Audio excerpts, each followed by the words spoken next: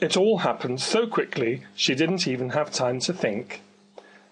Alice had been in the office all morning and had been taking a quick lunch break to do some Christmas shopping online, when to her utmost surprise she received an email. "Congratulations on your win. Dear prize draw participant, I am delighted to congratulate you on winning first prize in our recent prize draw. You have won a 3-week luxury Christmas vacation on the MS Explorer and will stay in your very own suite with private balcony. Soon you will set sail from Southampton, and after brief visits to Gibraltar and Madeira, will cross the Atlantic and visit 5 Caribbean islands, returning from Barbados to the UK by air. To obtain your tickets and travel documents, click on the link below."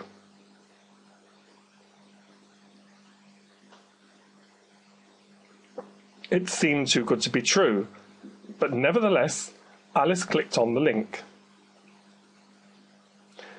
She was presented with a new screen. "Congratulations on your win. Now just complete the following information to receive your tickets and travel documents by express delivery." Alice entered her name, address, postcode, date of birth, passport number, and indeed her occupation.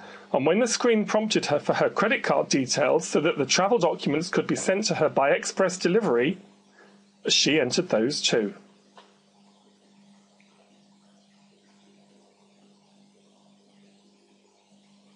It was then that something very strange indeed began to happen. Alice grew smaller and smaller until eventually she was trapped inside her own computer. And there she stood, in amongst the memory boards and chips, wondering what would happen next, when suddenly a large white rabbit climbed out of a top hat in front of her, dangling an oversized pocket watch. "Ah, there you are," said the White Rabbit to Alice. "We're already late. You must come with me. Now."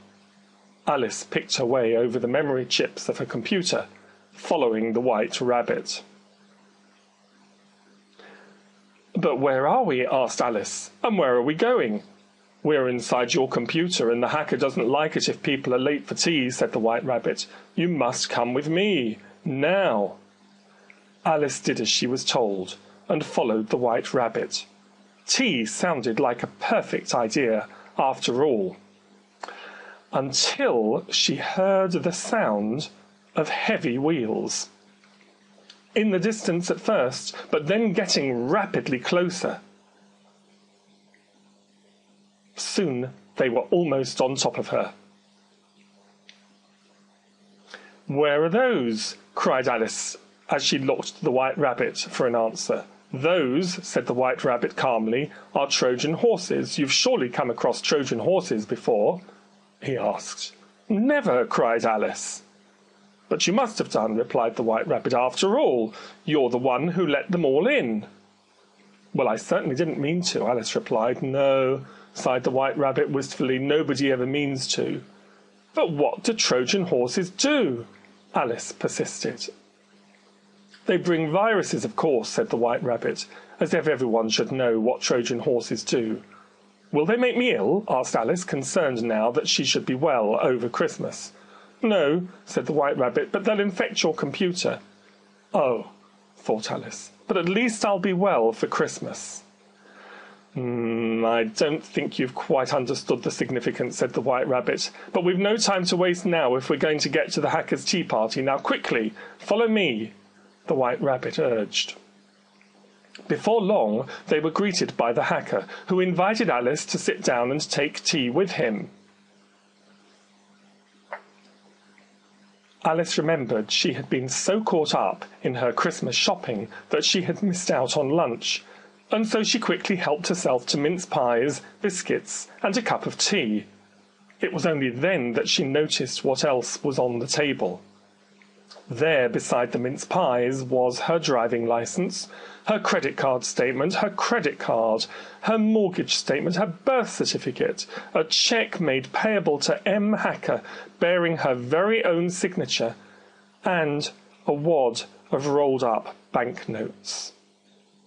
Alice was shocked. She put down her half-eaten mince pie and spoke. "Mr. Hacker," she exclaimed, "how do you come to have all my personal details?" The hacker spoke. "Well, you gave them to me, Alice," he said. "The moment you responded to my prize draw email, you let the Trojan Horses into your computer." Alice was aghast. "Tell Alice how it works," said the hacker to two of the nearby Trojan Horses. "Well, you picked me up when you clicked on the prize draw link earlier," said the first Trojan Horse. "I bring a virus which installs a keylogger onto your computer.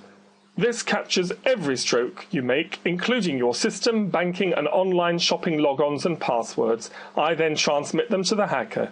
He has all your personal information now because you gave it to him." "You also picked me up when you clicked on the prize draw link earlier," said the second Trojan Horse. "Because you were using your work computer, I was able to hack in and now have access to your entire company's database, which I too have transmitted to the hacker." "Well, the hacker is very happy," said the White Rabbit, "but you are in deep trouble, and you must come with me now to the court of the Queen of Hearts."